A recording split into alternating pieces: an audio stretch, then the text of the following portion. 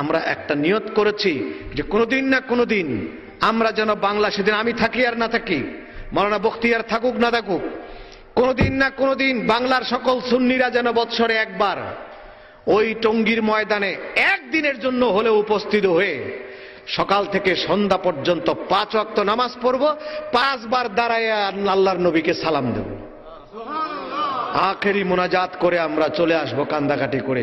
বাংলার মানুষ জাতি বুঝবে কোনটা সঠিক কোনটা বেঠিক। সেদিন বুঝবে কিনা জাতি দেখবে, বুঝবে যে না এরাই সঠিক। আমরা সেদিন কবে হবে জানি না, যেদিন হবে কবরে থাকলেও শান্তি পাবো। সেই জন্য আমরা একটা সুন্নি ইজতেমার ডাক দিয়েছি। ইজতেমা বাড়ি বাড়ি করা হয়, হোক, ওগুলো আঞ্চলিক ইজতেমা হতে পারে, কিন্তু সেন্ট্রালি একটা ইজতেমা হওয়া দরকার, সারা বাংলাদেশ ব্যাপী এক জায়গায় হওয়া দরকার কিনা।